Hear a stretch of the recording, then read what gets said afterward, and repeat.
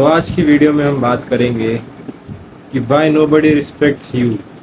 आपकी कोई इज़्ज़त क्यों नहीं करता, और आप जब किसी कन्वर्सेशन में होते हैं तो आपकी कोई बात क्यों नहीं सुनता, और आप जो कहना चाहते हैं, आपका ओपिनियन जो होता है वो मैटर नहीं करता किसी भी ग्रुप के बीच में।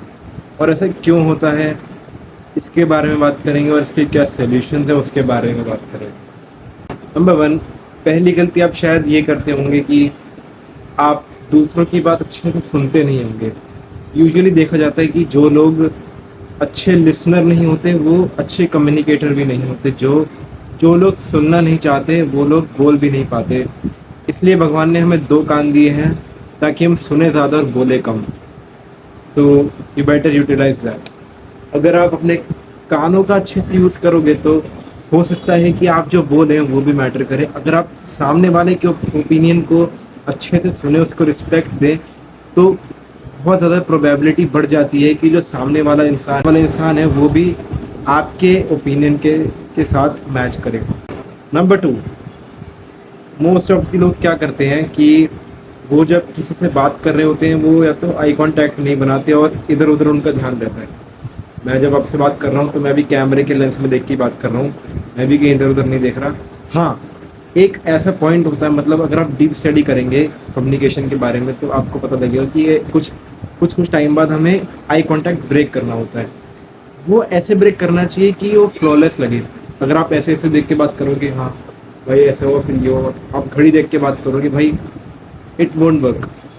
आप जो बोल रहे होगे वो बिल्कुल सुनाई नहीं देगा, और आपका जो बॉडी पोस्चर होगा, आपका बॉडी लैंग्वेज होगा, वो आपके ओपिनियन को बिठा देगा और आप जो बोल रहे होंगे उसके बारे में उस चीज़ को न्यूट्रलाइज कर देगा, उसको बिठा देगा, डाउनग्रेड कर देगा बेसिकली।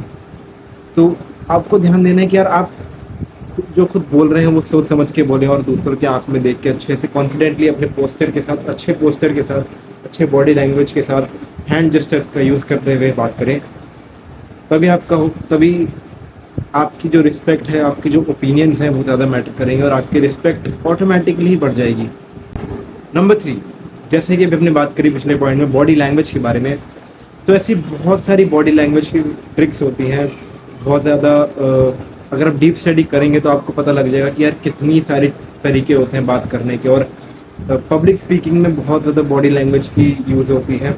अगर आपका बॉडी लैंग्वेज बहुत ज़्यादा स्लाउच्ड होगा तो आप बहुत ज़्यादा अंडर कॉन्फिडेंट दिखेंगे। अगर आप हैंड्स क्रॉस करके बैठेंगे, बात करेंगे, तो आप डिफेंसिव मोड में आ जाएंगे कि यार आप बचाव में हो। तो हमेशा ओपन रहो, हमेशा खुल के बैठो, अच्छे से अपने आप को एक्सप्रेस करो अच्छी तरीके से। ये नहीं कि यार आप टांगे खोल के हाथ फैला कि बैठ गए, नो भाई, उसे बदतमीज़ी कहते हैं। उसे मैं बोलूँगा तो नहीं, लेकिन हाँ उसे वही कहते हैं, गलीजपना। वो नहीं करना यहाँ पे। तो बॉडी लैंग्वेज प्लेज अ की रोल।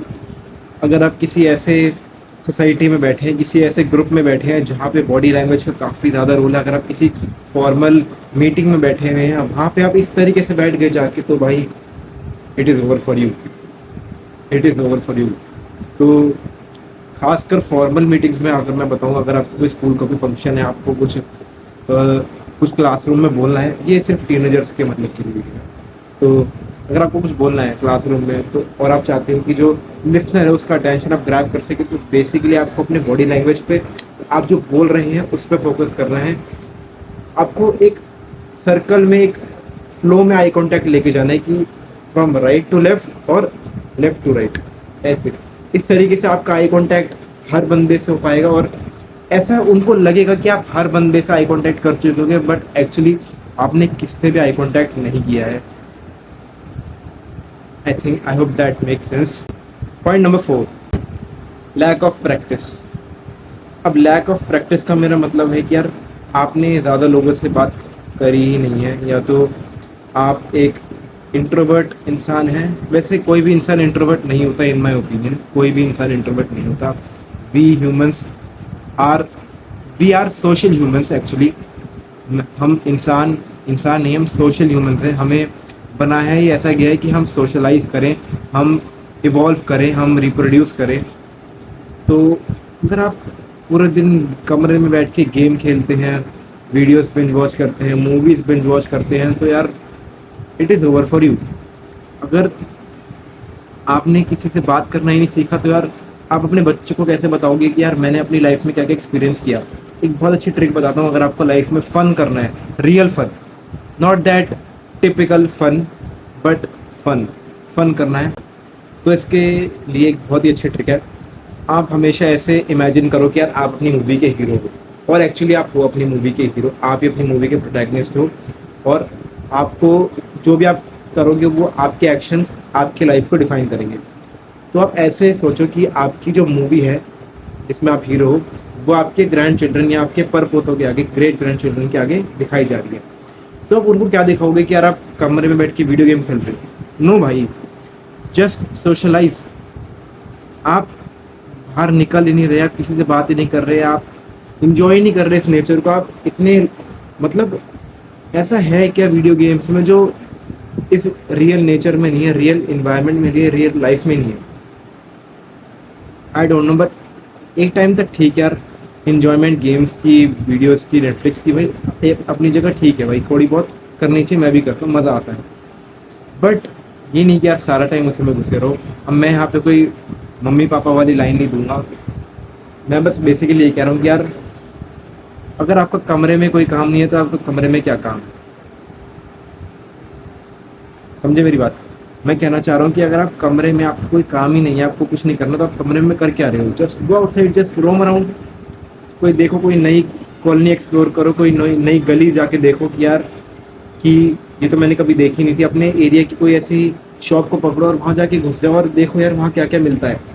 ऐसे एक्सप्लोर करो चीज़ों को, और आप हैरान रह जाओगे जब आप ढूंढोगे ऐसी चीज़ों को, जगहों को जा जाके आपको अपने आप एक्सपीरियंस होने लगा कि यार आप कितना इवॉल्व कर रहे हो टाइम के साथ साथ, विच इज़ रियली। अगर आप, हाँ, अब ये क्यों इंपॉर्टेंट है आपकी, ये आपकी सोशल लाइफ के लिए इंपॉर्टेंट क्यों है मैं बताता हूँ। इसके पीछे का पॉइंट, इसके पीछे का ये मतलब है कि जब आप ऐसी नई नई चीज़ें एक्सप्लोर कर पाओगे तब आपके पास टॉपिक्स होंगे बात करने के लिए। आप किसी के साथ कन्वर्सेशन में होंगे, आप चुप करके बैठे नहीं रहोगे, आप बात करते रहोगे, बात करते रहोगे। आप बताओगे कि यार मैंने ना अपनी कॉलोनी के पास वाली दुकान में गई थी, मैं गया था और मैंने चाय पी वहाँ पे, और वहाँ की चाय इतनी बढ़िया थी। आपकी कन्वर्सेशन से बिल्ड होगी, फिर सामने वाला अपने बारे में कुछ बताएगा, फिर आप कुछ ऐड पॉइंट ऐड करोगे, ऐसे करके तो कन्वर्सेशन बनती है। अगर आपने कुछ एक्सपीरियंस ही नहीं किया होगा तो आप क्या बताओगे यार? अगर आपकी कोई गेम का दोस्त है तो यार आप उसके शेयर कर सकते हो कि आज आपने फ्री फायर में 50 किल कर दिए। बट लेट से आप डेट पे आए हो और तो अपनी आप गर्लफ्रेंड को ये बताओगे कि यार मैंने आज फ्री फायर में 50 किल करे, या मैं कस्टम जीत गया हूँ फ्री फायर में, या 1v1 में जीत लिया, मैंने 7-0 कर दिया? नो भाई, नॉट एट ऑल यार। आप अपने एक्सपीरियंस के बारे में शेयर करोगे, आपके डिसलाइक्स लाइक्स के बारे में शेयर करोगे, एक्सप्लोर न्यू थिंग्स। अगर बाहर नहीं जा सकते ठीक है, कोई मजबूरी होगी, कोई बात नहीं, मैं समझ सकता हूँ, घर पे कुछ करो, ट्राई न्यू स्किल, गिटार बजाना सीखो, कुछ भी करो, लिटरली कुछ भी, लेकिन just don't sit idle. Idle से मेरे कहने का मतलब ये नहीं कि यार खाली बैठ गए, नहीं, ये बिंज वॉचिंग करना, वीडियोस देखते रहने, गेम खेलते रहने घंटों भर, no, it is not acceptable. अगर आप जब तक कुछ नया नया नहीं कर रहे, कुछ क्रिएट नहीं कर रहे, कुछ ट्राई नहीं कर रहे, you are doing nothing. Yes, हाँ, अगर आप उस मोमेंट को एंजॉय कर रहे हो कि आप रात को आराम से बैठ के और फैमिली के साथ बिंज वॉच कर रहे हो, एंजॉय कर रहे हो उस मोमेंट को, then that is itself productivity in my opinion. क्योंकि जब आप कोई चीज़ एंजॉय करते हो तो आपकी मेंटल हेल्थ को और ज़्यादा अपलिफ्ट करती है और ज़्यादा क्योर करती है, तो वो अल्टीमेटली आपकी प्रोडक्टिविटी में रिफ्लेक्ट करता है। अगर आपकी मेंटल हेल्थ ही डिग्रेड होती जाएगी तो फिर आपकी प्रोडक्टिविटी भी घटती जाएगी। So it's better to work on your mental health. Point number 5, participate and engage in every other school activity. अगर आप ये खासकर पॉइंट स्कूल के बच्चों के लिए है, स्कूल के टीनेजर्स के लिए है, मेरी वीडियो टीनेजर्स के लिए होती है, तो अगर आप एडल्ट हैं तो आप रिलेट करने की कोशिश करें। आपके स्कूल में फंक्शंस होते होंगे, असेंबलीज होती होगी, कुछ स्पीकिंग कंपटीशन, कुछ राइटिंग कंपटीशन, कुछ डिबेट कंपटीशन, कुछ एक्टिंग ड्रामा, कुछ ना कुछ होता होगा, और हर स्कूल में होता है। घंटे तो हर स्कूल में होते हैं, कोई नई बात नहीं है। What you have to do is, आपको पार्टिसिपेट करना है उसमें। अब कैसे? यार आप चाहते हो यार कि आपकी क्लास में क्रश है और आप उसको इम्प्रेस करना चाहते हो बेसिकली, और वो भी इसमें पार्टिसिपेट कर रही है, तो जस्ट डू इट ना, जस्ट डू इट। क्या करोगे? क्या ज़्यादा से ज़्यादा क्या हो जाएगा? बेकार होगा और क्या भाई, इट डजेंट मैटर, उसको कुछ याद नहीं रहेगा।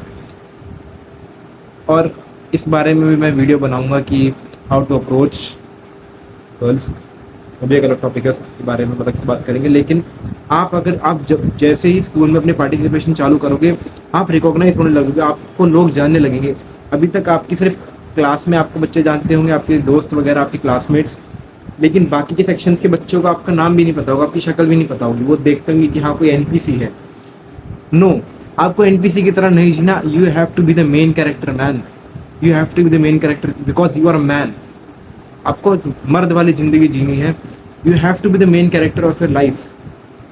आप एनपीसी की तरह टहलते टहलते नहीं गुजारनी हमें लाइफ। हमें we have to live life king size, that's the only matter. अब स्कूल लाइफ में हर इवेंट में पार्टिसिपेट करो, चाहे स्पोर्ट्स का हो, चाहे कितना ही रद्दी स्पोर्ट्स खेलते हो, करो यार, कुछ ना कुछ एक्सपोजर मिलेगा भाई। क्या पता अपने जो कोच है उसके साथ आपकी बॉन्डिंग अच्छी हो जाए, वो आपका नाम डाल दे, चाहे कितनी अनफिट क्यों ना हो। It works.